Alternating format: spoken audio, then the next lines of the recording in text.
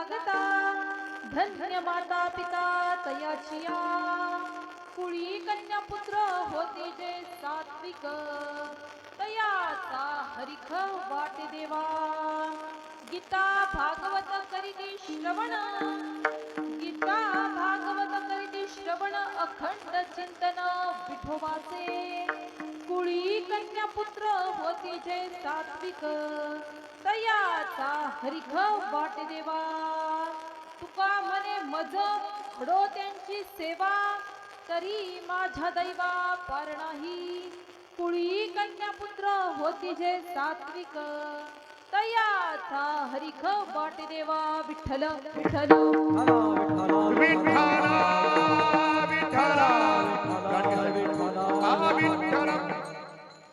महायोग पीठे तटे भीमरथम वरम पुंडलिकाय धातुं मुनींद्रे समागत तिष्ठन्तमानंद कंदम परब्रह्मलिंगम भजे पांडुरंगम पांडुरंगा करो प्रथम नमन पांडुरंगा करो प्रथम नमन पांडुरंगा करो प्रथम नमन पांडुरंगा करो प्रथम नमन थोडा आवाज पांडुरंगा करो प्रथम नमन पांडुरंगा करो प्रथम नमन पांडुरंगा करो प्रथम नमन पांडुरंगा करो प्रथम नमन उचलून दुसरे चरण संताची दुसरे चरण संताची त्यांच्या कृपादाने कथेचा विचारो बाबाजी सतोर दास तुका दुसरे चरण संताची दुसरे चरण संताची त्यांच्या कृपादाने कथेचा विस्तारू त्यांच्या कृपादाने दास तुका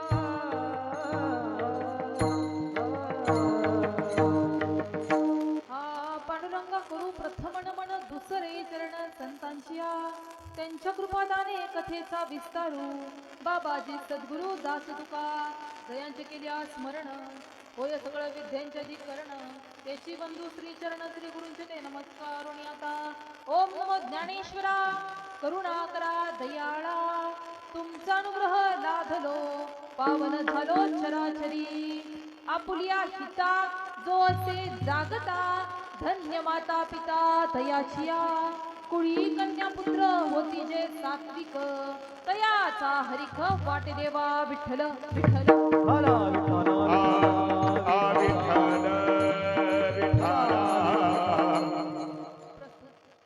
प्राप्त प्रसंगी प्राप्त स्थळी कीर्तनारूपी सेवेकरता निवडलेला अभंग जगाचे गुरु माऊली महावैष्णव वारकरी संप्रदायामध्ये वैराग्य म्हटलं की लगेच त्यांचं नाव डोळ्यासमोर येतं असे असणारे देहू निवासी श्री संत तुकोबराय यांचा 4 चरणाचा सर्वांच्या परिचयाचा बहुतेकांच्या पाठातील असलेला अभंग सेवेकरता निवडला विठ्ठल विठ्ठल हरा विठ्ठल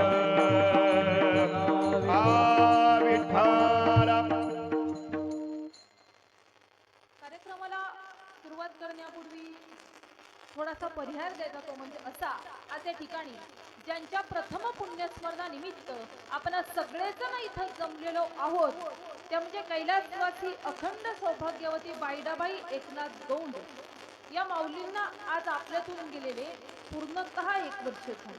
त्यांच्या मागे त्यांचा पूर्ण कुटुंब परिवार यामध्ये त्यांचे पती असतील एकनाथ मल्हारी गौंड, त्याचप्रमाणे सौभाग्यवती हरुबाई एकनाथ गौंड, त्याचप्रमाणे त्यांची मुलं असतील धर्मराज एकनाथ गौंड, सौभाग्यवती छायाताई संभाजी गाडवे, त्याचप्रमाणे नातू असेल विजय शिवाजी गौंड, अक्षय धर्मराज गौंड, अजय धर्मराज गौंड, त्याचप्रमाणे त्यांच्या नाती असतील सौभाग्यवती प्रणिताताई शिकारे, सौभाग्यवती रोशनीताई वायसे, त्याचप्रमाणे त्यांच्या सुना असतील श्रीमती सविताताई शिवाजी गौंड, सौभाग्यवती संगीताताई धर्मराज गौंड, त्याचप्रमाणे जमलेले सर्व नातेवाईक असतील पै पाहुणे असतील या गावचे ग्रामस्थ असतील यांना या माऊलींच्या जाण्यानं जे दुःख झालेलं आहे आवरण्याची शक्ती परमेश्वराला देवाची आपण प्रार्थना करूया आणि या सेवेला सुरुवात करूया. विठ्ठल विठ्ठल विठ्ठल विठ्ठल विठ्ठल. आता वास्तविक पाहिलं तर ज्या दिवशी आपण या जगात जन्म घेतलेला आहे त्या दिवशी आपला मृत्यू निश्चित झालेला आहे. कारण भगवंत तुमच्या आमच्या आयुष्यातील फक्त दोन पान आहेत. पहिलं पान असतं ते म्हणजे जन्माचं पान. आपण कधी कुठे कुणाच्या घरी जन्म घेणार आहे ते भगवंताने ठरवलेलं आहे आणि कधी आपण या जगाचा निरोप घेणार आहे हेही त्या भगवंताच्या हातामध्ये आहे. विचार करा, पहा बरं, सध्याची टेक्नॉलॉजी असेल तंत्रज्ञान असेल इतकं पुढं गेलेलं आहे की आपल्या घरात जर बाळ जन्माला यायचं असेल तर ते बाळ कोणत्या दिवशी किती तारखेला किती वाजता जन्माला येणार आहे सोनोग्राफीद्वारे लगेच कळतं. पण देवानं टेक्नॉलॉजी एवढीही पुढे नेलेली नाही की आज अजून बाजारात असं एकही मशीन आलेलं नाही की ते मशीन माणसाची मरणाची तारीख सांगते. अजिबात नाही. भगवंताने ते त्याच्या हातामध्ये ठेवलेलं आहे. कारण त्या देवाला सुद्धा माहिती आहे माणसाला जर त्याच्या मरणाची तारीख कळली माणूस सुखाने मरणार सुद्धा नाही. त्या देवाला सुद्धा माहिती आहे. म्हणून पहा बरं, मरणाची मृत्यूची तारीख 9 महिने काय, 9 मिनिटं काय, 9 सेकंद सुद्धा लागत नाही. कारण या आयुष्याचा काहीच भरोसा नाही. कारण ज्या दिवशी जन्म आहे त्या दिवशी मृत्यू ठरलेला आहे. आपला मृत्यू कधी कुठे कोणाच्या हाती आहे ते भगवंताने ठरवलेलं आहे. आणि म्हणूनच तिथपर्यंतचं मिळालेलं आयुष्य कसं जगायचं हे मात्र आपल्या हातामध्ये आहे. कारण मराव्या परी कीर्ती रूपी उरावे या उक्तीप्रमाणे आपलं अख्खं आयुष्य झालं पाहिजे. आणि म्हणून जगद्गुरु तुकोबाराय सांगतात, तुका म्हणे क मरणाची सरे आणि उत्तमची उरे कीर्ती मागे. आणि म्हणून मी नेहमी सांगते, पहा, प्रत्येक वेळेस मी सांगते की माणसानं आयुष्य कसं जगायचं. आपण जर कुठे जाऊन बसलो ना, आपल्या शेजारी येऊन 4 लोकांनी बसावं. आपल्याला जर रस्त्याने चालताना कोणी पाहिलं ना, पाहता क्षणी कोणीतरी राम राम करावा.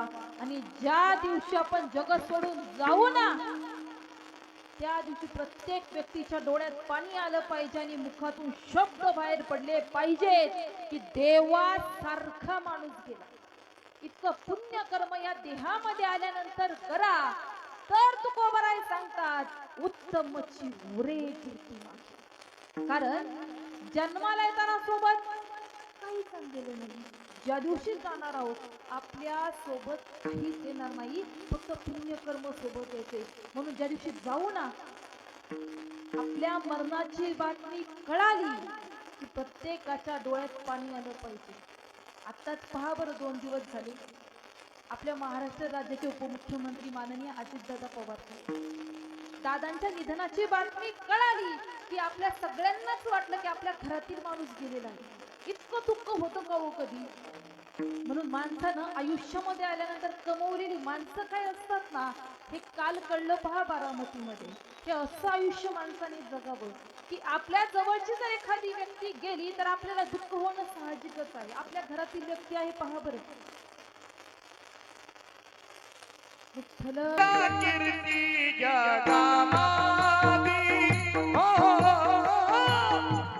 राहिल्याच्या कीर्ती जगामावी हो राहिल्याच्या कीर्ती जगामाझी, राहिल्याच्या कीर्ती जगामाझी. गेले दिगंबर ईश्वर विभू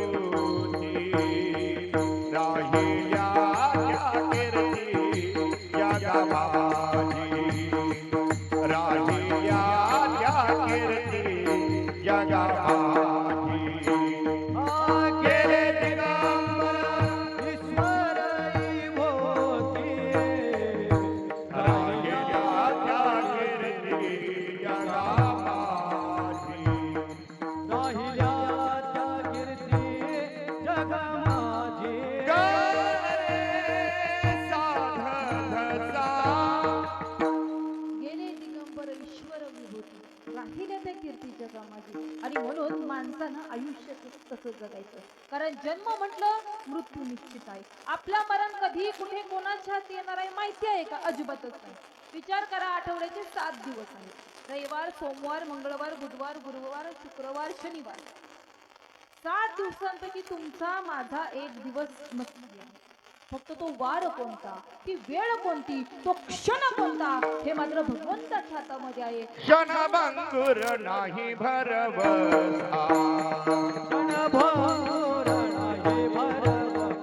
आभारे सावध थोडा माया भारे सावध थोडा माया. काही न चले बगळा पडेल फासा. ही पूजा थोडा काही न चले मंगळा पडेल फासा. पुढे हुशार थोरा वळसा पुढे उच्चार थोडा हे वळसा. पुढे हुशार थोरा वळसा पुढे उच्चार थोडा हे वळसा. राम राम स्मरा आधी राम राम स्मरा राम स्मरा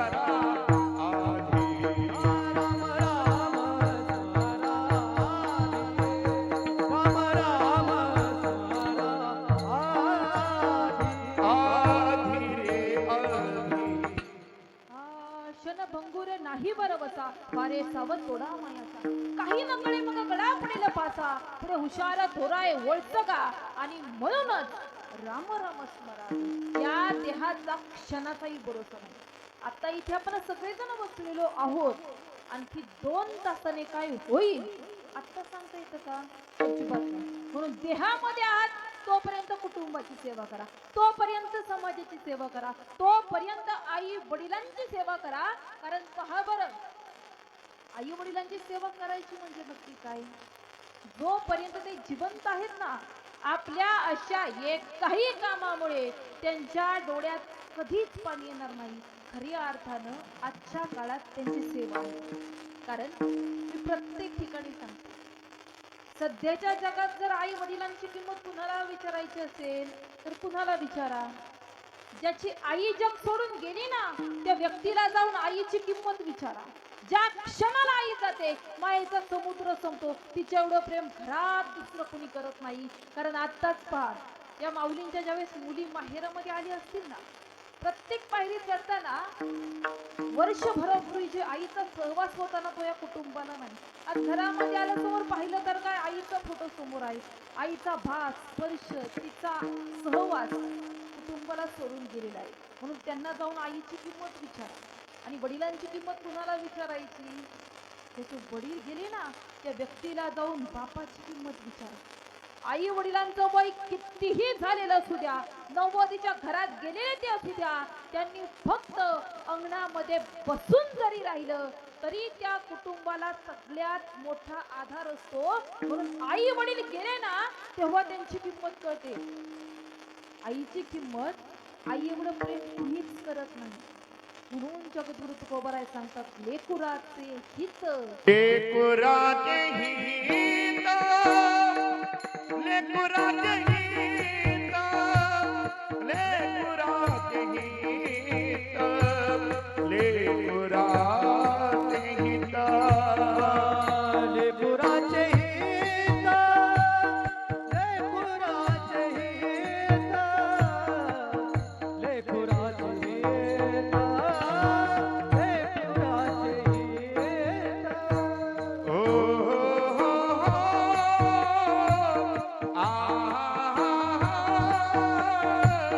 लेकुराचे हित लेकुराचे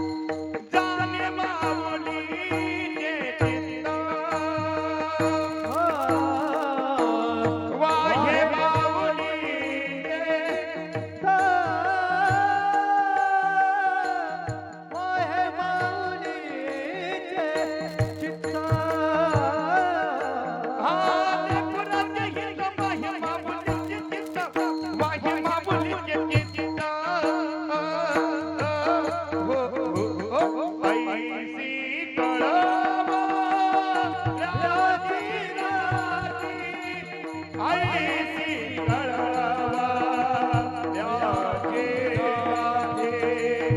आईची कळवल्याची हो हो आईची वाऱ्याची हो हो हो लेकुराचे हित वाहे माऊलीचे चित्त ऐसे कळवळ्याची जाती करी लाभावी न प्रीती. जगामध्ये प्रत्येक व्यक्ती प्रेम करते, पण प्रत्येकाचा प्रेम करण्यामागे काही ना काही स्वार्थ असतो. या जगात आई वडिलांनी एवढं निस्वार्थी प्रेम कुणीच करत नाही. काहीच लाव त्या प्रेमाच्या बदल्यात काहीच अपेक्षा ठेवत नाही. माझ्या मुलानं मला काय द्यावं काय घ्यावं काहीच अपेक्षा नसते. निस्वार्थीपणानं प्रेम फक्त आई वडील करतात. म्हणून म्हणतात पहा, प्रत्येक मुलीचं माहेरपण कुठपर्यंत जिवंत असतं. माहेरामध्ये जोपर्यंत आई जिवंत आहे प्रत्येक मुलीला माहेरपण आहे. ज्या क्षणाला आईने जगाचा निरोप घेतला त्या क्षणाला त्या मुलीचं माहेरपण संपतं, त्या मुलीचा दिवाळसण संपतो. कारण आई एवढं प्रेम त्या घरात दुसरं कुणीच करत नाही. म्हणून आई वडील आहेत ना तोपर्यंत महत्व समजून घ्या. रविवारचा दिवस असतो, 4-5 वर्षाचं लेकरू अंगणामध्ये खेळत असतं. ते पळत पळत घरात जातं. आईला म्हणतं, आई मला खूप भूक लागली, काहीतरी जेवायला दे. आई म्हणजे, बाळा आत्ताच कणिक भिजवले, तुला 2 मिनिटात मी तुला चपाती करून देते. आई ती चपाती लाटायला घेते, पुढे तव्यावरती ती चपाती टाकते. त्याच वेळेस त्या आईला त्या ठिकाणी हृदयविकाराचा धक्का येतो. आई धाड दिशी जमिनीवर कोसळते आणि 5 मिनिटाच्या आतच आई जग सोडून जाते. ते 4-5 वर्षाच्या लेकराला काहीच कळलं नाही. ते बिचारा अंगणामध्ये खेळत असतं. पाहता पाहता आजूबाजूच्या घरातील बायका गोळा होतात. पाहतात तर काही बिचारी मायमाऊली जग सोडून गेली. पाहता पाहता पाहता बातमी संपूर्ण गावभर पसरली. खूप माणसं त्या ठिकाणी गोळा झाली. त्या आईचं प्रेत घराबाहेर ठेवलेलं असतं. लेकरू लांबून खेळता खेळता पाहत असतं आपली आई आपली बाहेर झोपवलेली आहे. एवढीसं लेकरू लांबून पाहत असतं. त्याच वेळेस सगळीकडे रडारड सुरू होती. त्या लेकराच्या लक्षात काहीच येत नाही. ते 5 वर्षाचं लेकरू आईचा मृतदेह बाहेर ठेवलेला असतो. आईच्या शेजारी येतं. सगळे चढतायत. पाहिल्यानंतर तो मुलगा, ते लेकरू त्या आईचं डोकं आपल्या मांडीवर घेतो. आईच्या चेहऱ्यावर हात फिरवायला लागतो, तिला माया करायला लागतो, प्रेम करायला लागतं. त्या आईच्या पप्प्या घ्यायला सुरुवात करतो. तर त्या बायका म्हणतात, बाळा अरे तुझी आई सोडून गेली. एवढीच्या लेकराच्या कानावर शब्द पडले. लेकरू ढाई मोकळून रडायला सुरुवात केलं. आईच्या चेहऱ्यावरून हात फिरवतोय, आईच्या पप्प्या करायला सुरुवात करतोय. आईला म्हणतोय, आई आता तू जग सोडून गेली, उद्यापासून मला शाळेत कोण सोडेल, मला भूक लागली, मला जेवायला कोण देईल, माझं सगळं कोण उरकेल. असं म्हणून ते लेकरू आईच्या चेहऱ्यावरून हात फिरवतोय, आईच्या पप्प्या घेतोय. हा सगळा प्रसंग गावातील लोक पाहतात. प्रत्येकाच्या डोळ्यामध्ये पाणी येतं. त्या आईचा मृतदेह त्या ठिकाणी तिरडीवर ठेवण्यात येतो. दोरीने बांधला जातो. लेकरू पाहतं. 10 दिशा आईच्या मृतदेहावरती उडी घेतं. त्या तडात्तर त्या दोरीत सोडायला लागतं आणि लोकांना म्हणतं, हो कुठे घेऊन चालला माझी आई, आईला माझ्या बांधताय का, त्या तिरडीवर बांधताय का. असं म्हणून ते लेकरू जोरात रडायला सुरुवात केली. 4-5 माणसं आली. त्यांनी त्या लेकराला बाजूला घेतलं. आईला उठवलं जातं. आईचं प्रेत त्या ठिकाणी लोक घेऊन चाललेले असतात. गावातील एक शहाणा सुरता माणूस होतो. तो म्हणतो, हो त्या लेकराला त्याच्या आईला शेवटचा पाहू द्या तरी. जिथं तिथं कसं तुम्ही घाई करता. उचललेलं प्रेत पुन्हा खाली ठेवलं जातं. लेकरू येतं, आईच्या प्रेतावरती उडी घेतं, आईला गोचरतं, अंधरतं, आईच्या पप्प्या घेतं, आईला पुन्हा कवटाळतं. सगळे जण प्रसंग पाहून डोळ्यात सगळ्यांच्या पाणी. असं करता करता करता सगळी लोक पुन्हा बाजूला सरतात. मुलाचं त्या आईचं प्रेत उचललं जातं, स्मशानात दिलं जातं, मुखाग्नी दिला जातो. सगळं काही होतं. पाहता पाहता घटनेला 6 महिने उलटून गेले. 6 महिन्यानंतर भावकीतली लोक येतात. म्हणतात, अहो एकट्याने कसा संसार करायचा, तुकडा पाण्याची सोय व्हायला पाहिजे, तुम्ही दुसरं लग्न करा. आता दुसरं लग्न केलं जातं. दुसरी आई घरामध्ये येते. पुन्हा त्या गोष्टीला 6 महिने होतात. आता दुपारच्या प्रसंगाला ती आई त्या ठिकाणी बाहेर कपडे धुवायला गेलेले असते. घरामध्ये लेकरू आणि त्याचे बाप दोघेच घरामध्ये असतात. ते वडील जातात, दाराची कडी आतून लावतात. कडी लावली की पोरग थरथर थरथर कापायला सुरुवात होते.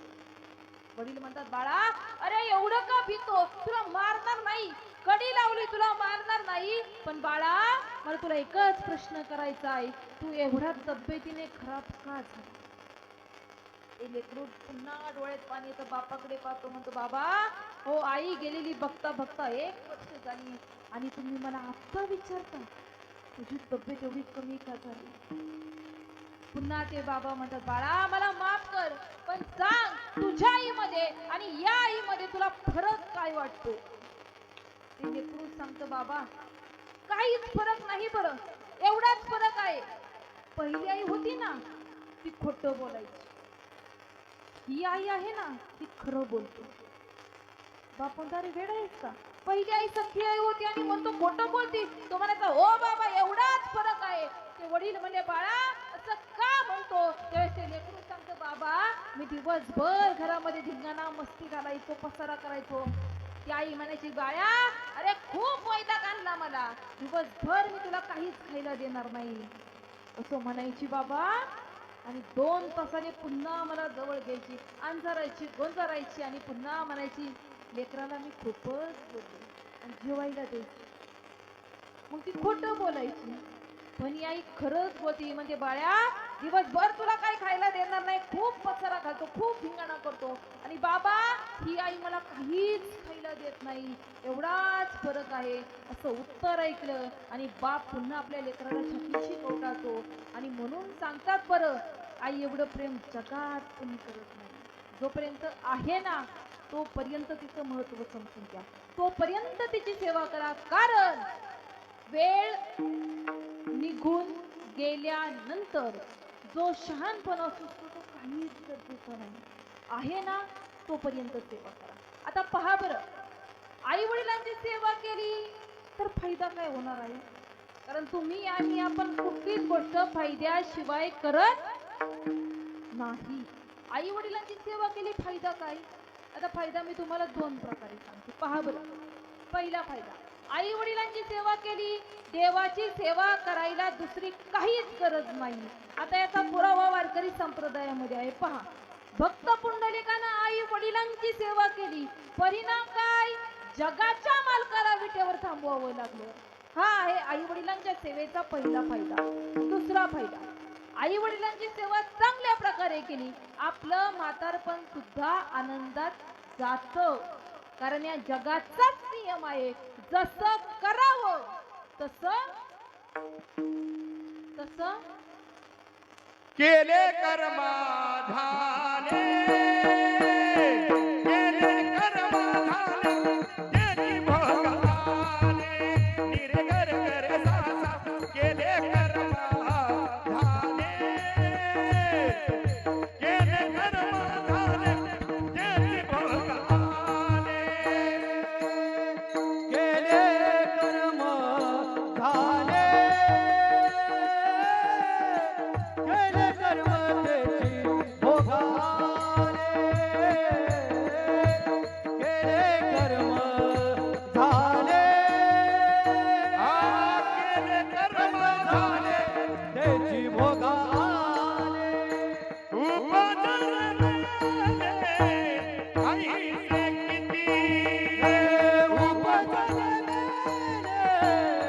उपजले आईचे किती, हरिमुखी गाता, हरपली चिंता, निर्गर करे सासा, हरिमुखी गाता, हरिमुखी गाता, हरपली चिंता.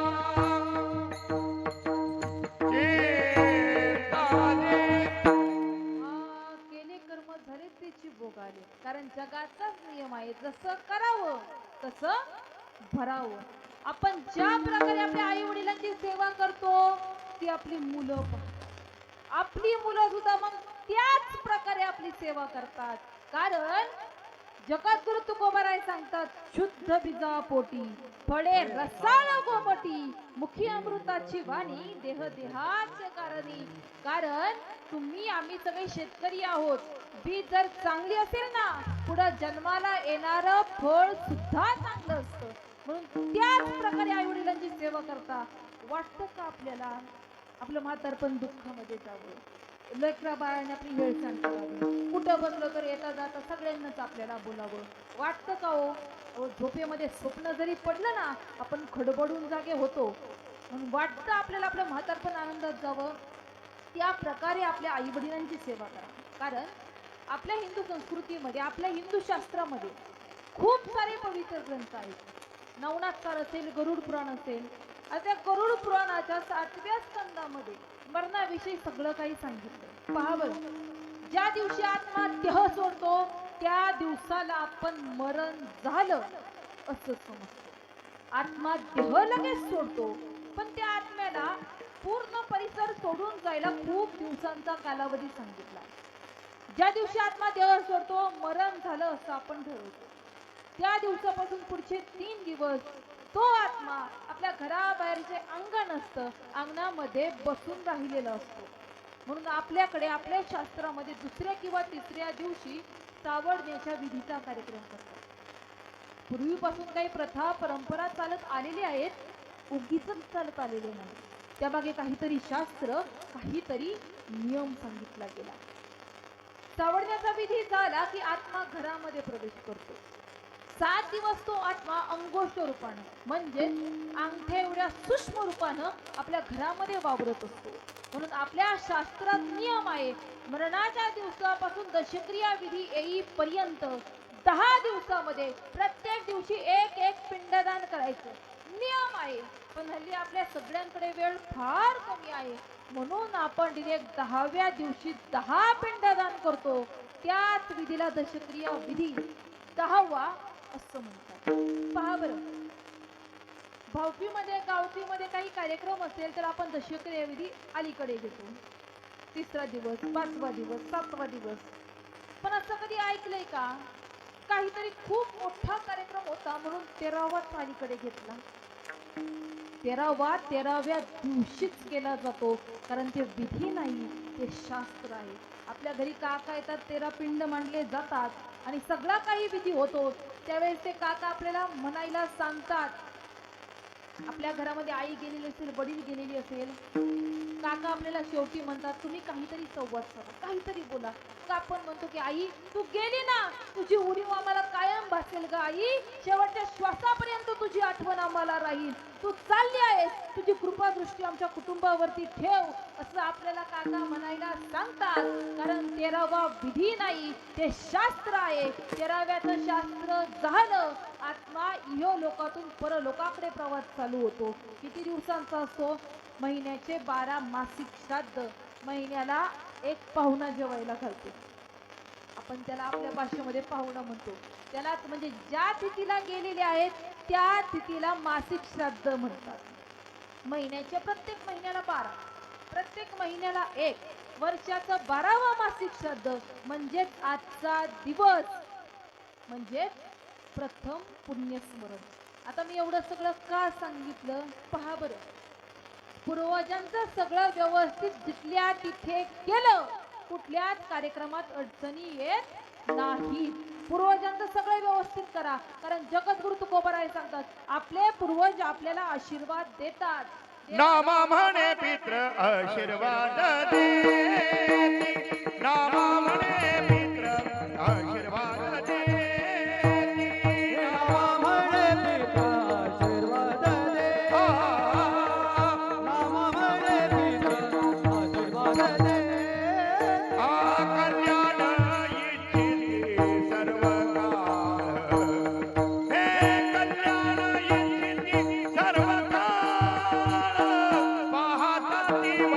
स्वर्गेचे परवा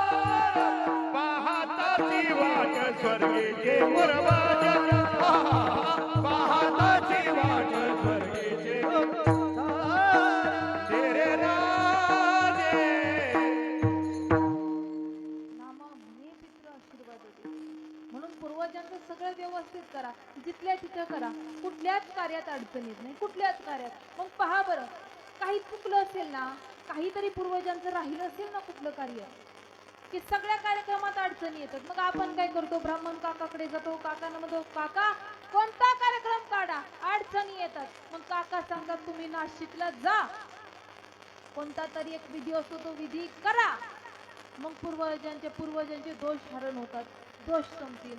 असं नाही बरं, तो विधी केला दोष संपतील अशी 100% गॅरंटी आहे का? अजिबात नाही. म्हणजेच काय, एवढा सगळा खटाटोप करण्यापेक्षा पूर्वजांचं सगळं जिथल्या तिथे व्यवस्थित करा, कुठल्याच कार्यात अडचणी येत नाहीत. काय असतो, वर्ष श्राद्ध झालं की परत कार्यक्रम करतो का? नाही आपण. कारण म्हणून वर्ष श्राद्ध असेल, दशक्रिया विधी असेल, महिना असेल, भजन, काहीतरी धार्मिक कर्म, भजन असेल, कीर्तन असेल, प्रवचन असेल, काहीतरी करा. त्याद्वारे त्यांना पुण्यकर्म देण्याचं काम करा, कारण तेच पुण्यकर्म त्यांना उपयोगाला येतं. पिंड पदावरी हा पिंड पदावरी हो पिंड पदावरी पिंड पदावरी दिला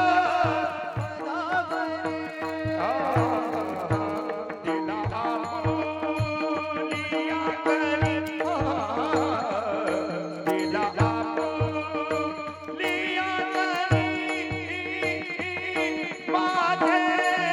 झाले गया वरदाना फिटणे फितराचे गुण माझे झाले वरदाना फिटणे फितराचे गुण हे पिंड पदावरी दिला मुनिया करी माझे झाले गया वरदाना फिटणे फितराचे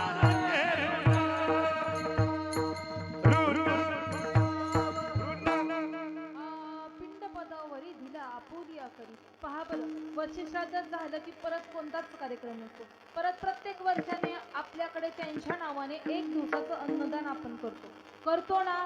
प्रत्येक वर्षामध्ये 15 दिवस येतात, पितृ पंधरवडा. आपल्या सगळ्यांच्याच घरी पितृ असतात, पूर्वजांच्या नावाने आपण अन्नदान त्या दिवशी करतो. म्हणतात पहा, त्या 15 दिवसामध्ये जर मरण आलं ना, स्वर्गाची दारं उघडी असतात असं म्हणतात. पितृ पंधरवडा आपण करतो. तुम्हाला नाही, तुम्हाला माहिती असेल, आपल्या घरी काका येतात, आपण त्यांचे पाय पुसतो. काका आपल्याला 4 पिढ्यांची नावं विचारतात का? हा का नाही ते तरी सांगा. मला वाटतं आमच्या काकांचं काही चुकलंय का? विचारतात. पहा बरं, काका 4 पिढ्यांची नावं विचारतात. वडील, आजोबा, पंजोबा, खापर पंजोबा. म्हणून म्हणतात प्रत्येकाला कमीत कमी आपल्या 4 पिढ्यांची नावं माहितीच असायला पाहिजेत. वडील, आजोबा, पंजोबा, खापर पंजोबा, 4 पिढ्यांची नावं आपल्याला माहितीच असायला पाहिजे. आपल्या घरी काका येतात, आपण त्याचं पूजन करतो. आता परत आपण काय करतो पहा, वर्ष श्राद्धाच्या अगोदर एक भरणी श्राद्ध येतं. त्याच दिवसांमध्ये भरणी श्राद्धाचा विधी करावाच लागतो. आता काही अर्धहळकुंड म्हणतात पहा, 12 महिने कशाला पाहुणात आत कलर ठेवायचा, भरणीलाच मिळवायचा. बरोबर का? भरणीला मिळवायचा वेडेपणा करायचा नाही. कारण महिना जर पडलेला नसेल ना, किंवा महिन्याच्या अगोदर जर वर्ष श्राद्ध आलं पुढच्या वर्षी, तर वर्ष श्राद्धाच्या विधी अगोदर भरणी श्राद्धाचा विधी केला जातो. त्यानंतर वर्ष श्राद्ध केलं जातं. भरणी श्राद्ध नियमाने करावंच लागतं.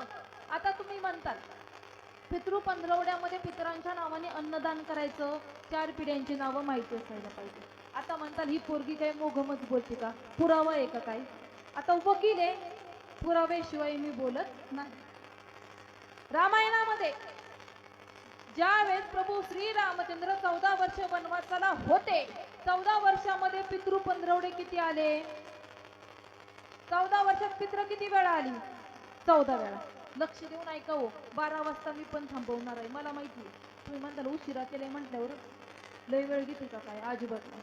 कमी मध्ये पण जे महत्वाचं आहे ना, कीर्तन म्हणजे फक्त उपदेश करायचं असं नाही, त्यात समाज प्रबोधन सुद्धा व्हायला पाहिजे. बरं आता जर आपण केलं नाही ना, आपण केल्यानंतर आपली मुलं करतील का? म्हणजे आधीच आपण काय म्हणतो ना, आधीच एक संस्कार पेरावे लागतात, पुढे त्याचं झाड होतं, मोठं वृक्ष होतो. आधी बी तर आपण लावायला पाहिजे ना. म्हणून मी यासाठी सगळं सांगते.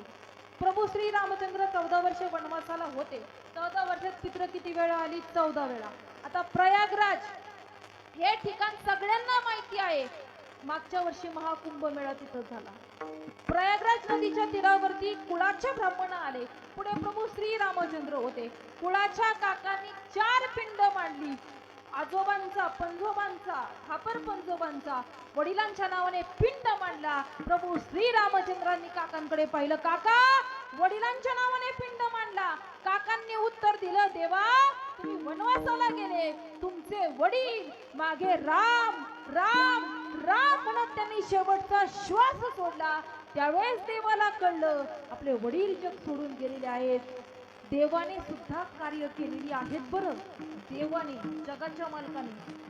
म्हणून पितरांच्या वेळेस पितृ पंधरवड्यामध्ये काका आपल्याला नाव विचारतात. आता तुम्हाला माहिती आहे का ही गोष्ट? तुम्हाला माहिती होती का? ती मध्ये नाही लावायचं काय आता. हे पहा, ते हळदी कुंकू आहे ते ज्यावेळेस आपण या ठिकाणी पुष्पवृष्टी होईल, फुलांचा वर्ष होईल, त्यानंतर न लावा. ठेवा, ठेवा, थोडाच वेळ आहे. मध्ये आता उभं राहिलं की आम्हाला पण काय बोलायचं तेच विसरून जाऊ. आता मी कुठं बोलत होते आहे का लक्षात?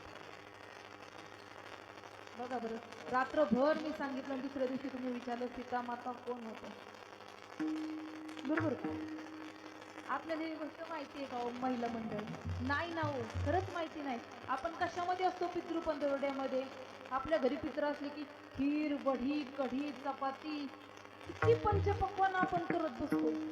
तिकडं काका आले काय, पाय पुजले काय, आपला विधीवरती काहीच लक्ष नसतं. म्हणून मी आवर्जून सांगते, घरी काका आले ना, आवर्जून विधीला थांबत जा. काका काय विचारतात सगळं काही पाहत जा. हे पूर्वीपासून शास्त्र आलेलं आहे, कारण विचार करा. मग मी असंच एका ठिकाणी सांगितलं, हे प्रभू श्री रामचंद्रांचं. आता तुम्ही लक्षच देत नव्हता, तुम्हाला कळलंच नाही. कीर्तन झाल्यावर मला एक महिला भगिनी जवळ आल्या, ताई कीर्तनामध्ये तुम्ही असं सांगितलं. मग मला प्रश्न पडाला, देव वनवासाला होते, देवाला आळूची पानं भेटली असतील का वडी करायला? साहजिकच प्रश्न पडला ना. देव वनवासाला होते, देवाला तिकडे भेटला असेल का आळू, कढी, वडी, चपाती, खीर, कितीतरी पक्वानं येतात. मी पाठ करते पण परत विसरते. एवढं सगळं करायला देवाला वनवासामध्ये भेटलं असेल का? आता ह्या प्रश्नाला काय उत्तर द्यायचं? मी म्हटलं, अहो देव वनवासाला होते, तिथं कुठं आळूची वडी, आळूचं पांढरं द्यायचं? देवाने रामायणामध्ये सांगितलंय, कंदमुळांवरती श्राद्ध घातलेलं आहे, कंदमुळं. म्हणून असं नाही आपली घरंदाज श्रीमंती पाहिजे, आम्हाला पूर्वजांनी खूप कमवलं पाहिजे तेव्हा आम्ही पूर्वजांचं व्यवस्थित करू, अजिबात नाही. शास्त्रामध्ये सांगितलंय, एक विस्तवाचा तुकडा घ्या, त्याच्यावरती गुळाचा छोटासा तुकडा ठेवा, त्याला पाणी अर्पण करा, पितरांच्या नावाचं स्मरण करा, ते सुद्धा तुमचं श्राद्ध ग्राह्य धरलं जातं. पण कुणासाठी सांगितलंय? गरिबांसाठी. आज तारीख किती आहे? किती? 30 तारीख आहे ना. 30 तारखेला एखाद्याचं पेटवलं, पुढच्या वर्षी 29 तारखेला विझेल. या लोकांनी असं श्राद्ध करायचं नाही. आलं का लक्षात? श्रीमंती 7-12, आज आग लाव, पुढच्या वर्षी विझेल. एवढी काही काही लोक श्रीमंत आहेत. या लोकांसाठी शास्त्राने असं नाही श्राद्ध सांगितलं, श्राद्ध नियमाने करा, व्यवस्थित करा, कुठल्याच कार्यात अडचणी येत नाही. हा रामायणामध्ये याचा पुरावा आहे. आणि म्हणून जगद्गुरु तुकोबराय सांगतात, जी माणसं हिताच्या ठिकाणी जागे आहेत त्यांचे माता पिता धन्य आहेत. अभंगाचं प्रथम आपुलिया हिता जो असे जगा, आपुलिया हिता जो असे जगा, आपुलिया हिता जो असे जगला, आपुलिया हिता जो असे जगला. धन्य माता पिता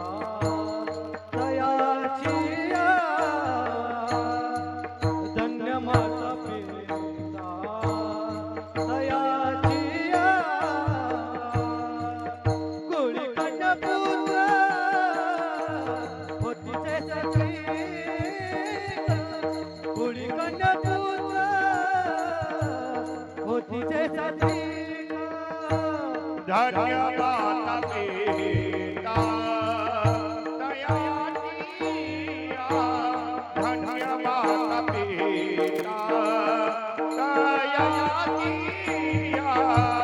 कुळी कन्यापुर होती जे सात्विक कुळी कन्यापुर होती जे सात्विक आपुली आईना तो असे जगता धन्य माता पिता दयाची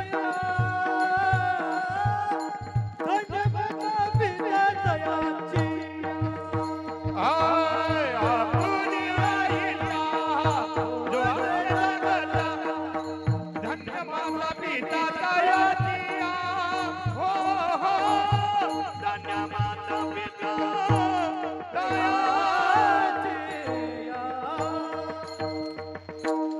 आपुल्या हिताचोसे जागता धन्य माता पिता तयाचिया. विचार करा तुकोबाराय सांगतात जी माणसं हिताच्या ठिकाणी जागे आहेत त्यांचे माता पिता धन्य आहेत. विचार करा व्यवहारामध्ये आपला मुलगा डॉक्टर वकील इंजिनियर कोणत्याही पदवीचा असू द्या पदवी फक्त त्यालाच आई वडिलांना नाही. पण तुकोबाराय सांगतात त्याच कुळात एखादा भागवत भक्त जन्माला आला संत कुळाला धन्यता देतात. पवित्र ते कुळ पावन तो देश जेथे हरीचे दास जन्म घेतील. या संप्रदायामध्ये जर तुमचा मुलगा आला तर संत आई वडिलांना धन्यता देतात. आता का अभंगाचं दुसरं चरण असंच घेते मी वेळ तुकोबाराय सांगतात ज्यावेळेस आपली मुलं हिताच्या ठिकाणी जागे त्यांचे माता पिता धन्य आहेत. अभंगाच्या दुसऱ्या चरणामध्ये तुकोबाराय सांगतात कुळी कन्या पुत्र होती जे सात्विक तर याचा हरिक वाटे देवा. हरिक म्हणजे आनंद. आपल्या घरात बाळ जन्माला आलं आनंद आपल्याला होतो. पण त्या कुळात जर भगवंताचं चिंतन असेल ना आई वडिलांची सेवा असेल ना त्या कुळात जन्माला येणारी कन्या किंवा पुत्र आनंद देवाला होतो. हरिक म्हणजे आनंद तयाचा हरिख वाटे देवा. आता तुकोबारायांनी सुद्धा पहिलं स्थान मुलीला दिलं कारण मुली एवढं निस्वार्थ नातं निस्वार्थी प्रेम जगामध्ये कोणाचं नसतं. मुलीचं आणि बापाचं प्रेम जगातील निस्वार्थी नातं. मुलगी नांदायला निघाली कितीही कठोर पिता असू द्या रडल्याशिवाय राहत नाही. पोटची लेक सासरी नांदायला जातात. इतकं प्रेम मुलीचं आणि बापाचं असतं. म्हणून तुकोबाराय पहिलं स्थान मुलीला देतात कन्या आणि दुसरं स्थान पुत्र. पुत्र म्हणजे कोण आपल्या पूर्वजांना पू नावाच्या नरकातून तारतो त्याला पुत्र असं बोलतात. जर बाळ जन्माला द्यायचं असेल ना तेव्हा असं बाळ जन्माला दे त्याचं नाव सगळ्या गावानं सगळ्या जगानं घ्यावं. असं बाळ जन्माला दे तरच बाळ जन्माला दे. उगाच काही काही मुलं जन्माला येतात पहा बरं. मोठे आपले महाराज सांगतात पहा जन्माला येताना आईला त्रास मोठं झाला शाळेला त्रास थोडं मोठं झाला भावकीला त्रास मेल्यावर गावकऱ्यांना त्रास. अशी पुरं जन्माला येऊन काही तुकोबाराय शिवाय देतात. तुकोबाराय म्हणतात पोटी जन्मती रोग तरी का म्हणावे आप्तवर्ग. तुकोबाराय म्हणतात ही मुलं नाही ही रोग म्हणून जन्माला आलेली आहेत. म्हणून असं बाळ जन्माला दे कारण पुत्र व्हावा ऐसा गुंडा ज्याचा तिन्ही लोकी चेंडा. गुंडा आलं लक्षात. एका ठिकाणी प्रमाण दिलं पुत्र व्हावा ऐसा गुंडा. कीर्तन झाल्यावर एक बाबा माझ्या पुशाली म्हटले ताई तुम्ही असं का प्रमाण दिलं पुत्र व्हावा ऐसा गुंड. गुंड नाही त्याला एक कान आहे गुंडा. पुत्र व्हावा ऐसा गुंडा ज्याचा तिन्ही लोकी झेंडा. देवाचं बाळ जन्माला दे त्याचं नाव संपूर्ण कुळामध्ये गाजावं. त्या बाळामुळे संपूर्ण कुळाचा त्या ठिकाणी उद्धार व्हावा असं बाळ जन्माला दे. आणि म्हणून तुकोबाराय सांगतात त्या घरात जन्माला आलेली मुली किंवा मुलगा आनंद देवाला होतो. तुकोबाराय का आनंद होतो अभंगाचं तिसरं चरण. हे गीता भागवत करते श्रवण हो गीता भागवत करते श्रवण गीता भागवत करते श्रवण गीता भागवत करते श्रवण गीता भागवत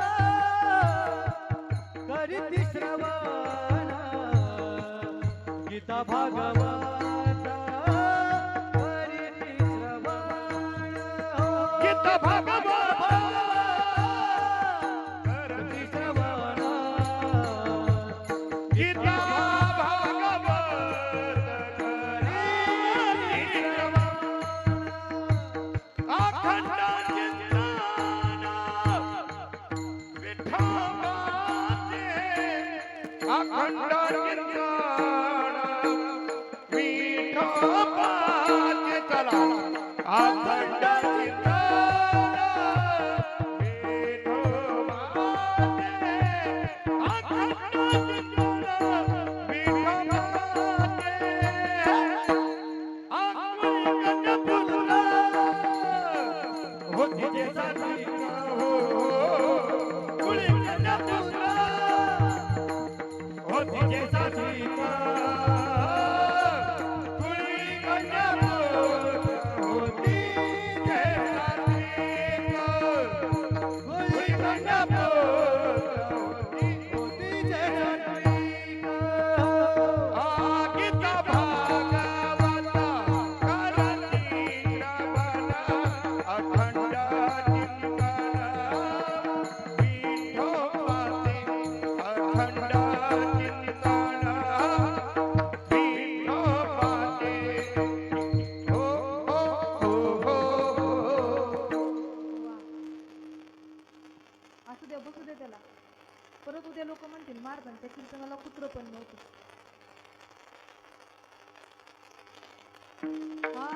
गीता भागवत करीती श्रवण अखंड चिंतन विठोबाचे. तुकोबाराय सांगतात त्या कुळात गीता आणि भागवत या दोन ग्रंथांचं श्रवण चाललेलं असतं. अखंड देवाचं चिंतन चाललेलं असतं. तुकोबाराय दोनच ग्रंथांचा उल्लेख का देतात गीता आणि भागवत? कारण जगावं कसं गीता सांगते आणि मरावं कसं हे भागवत सांगतं. कुरुक्षेत्रावरती युद्ध चालू होणार होतं. अर्जुन देवाला म्हणतो देवा युद्धच करणार नाही. देवाने अर्जुनाला गीतेमार्फत उपदेश केला आणि आपलं हे जीवन कसं जगायचं हे गीता सांगते आणि म्हणून तुकोबाराय पहिलं स्थान गीतेला देतात. आणि भागवत परीक्षिती राजा 7 दिवसात म्हणतात. ऋषींचा शाप होता. परीक्षितीने 7 दिवसामध्ये भागवत ग्रंथाचं श्रवण केलं आणि आपल्या मनामध्ये जी मरणाची भीती होती ती घालवली. म्हणून मरावं कसं हे भागवत सांगतं. आणि म्हणून तुकोबाराय सांगतात त्या कुळात गीता आणि भागवत या दोन ग्रंथांचं श्रवण चाललेलं असतं आणि अखंड पांडुरंग परमात्म्याचं चिंतन चाललेलं असतं. फुलं असतील तर फुलं वाटून द्या. 12 वाजलीत ना. हा फुलं वाटून घ्या तोपर्यंत वेळ होईल. आपण पुढे चालूच ठेवणार आहे थोडा वेळ. चालेल ना? चालेल ना? नाही तर म्हणतात बहुतेकीला कार्यक्रम माईकाला की काय आता सोडत नाही मला. म्हणून तुकोबाराय सांगतात त्या कुळात देवाचं चिंतन चालू असतं. म्हणून त्या कुळात जन्माला येणारी कन्या किंवा पुत्र आनंद देवाला होतो. गीता आणि भागवत या दोन ग्रंथांचं अखंड श्रवण असतं आणि म्हणून तुकोबाराय सांगतात अशा घरात जन्माला येणारी मुलं ही भाग्यवान असतात आणि अशांची सेवा माझ्याकडून घडली. माझ्या दैवाला पारवार राहणार नाही. सगळ्यांनी प्रेमाने एकदा देवाचं भजन करा. विठोबा आना हरगाला हरगाला विठोबा रखुमाई विठोबार कोमा विठोबा रखुमाई इको द्या आवाज विठोबा रखुमाई विठोबार कोमा विठोबा रखुमाई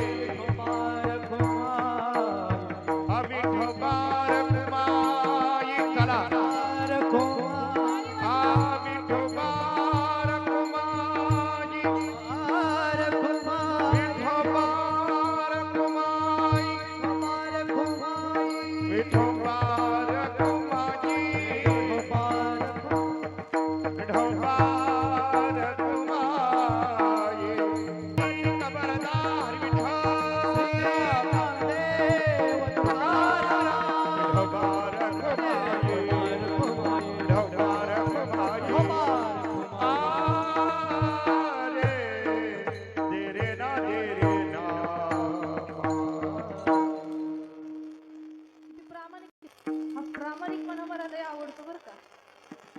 विठ्ठल विठ्ठल टाळी वाजवा. विठ्ठल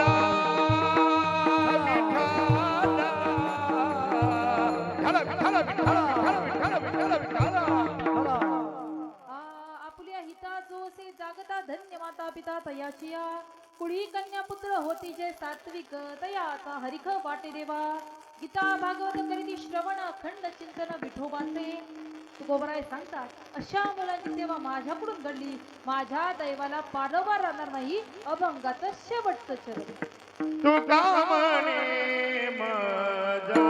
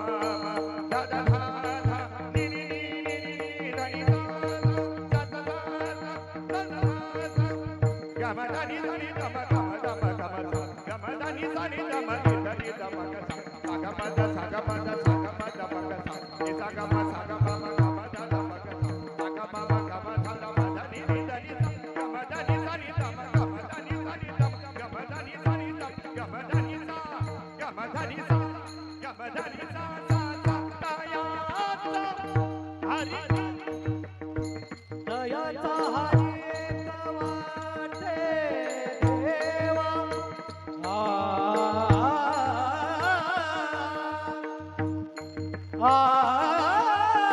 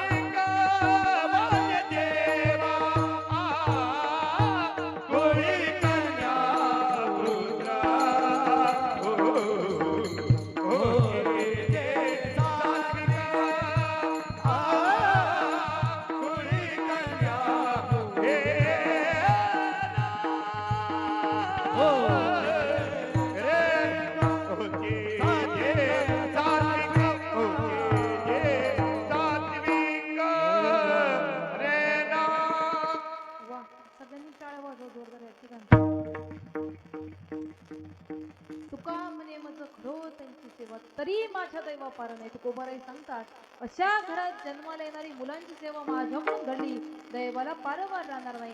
सगळ्यांनी प्रेमाने एकदा भजन करा. ज्ञानेश्वर माऊली ज्ञानराज माऊली तुकाराम ज्ञानेश्वर मावली ज्ञानराज मावली महाराज ज्ञानेश्वर माऊली ज्ञानराज माऊली महाराज ज्ञानेश्वर मावली ज्ञानराज मावली आज या ठिकाणी ज्यांच्या प्रथम पुण्यस्मरणानिमित्त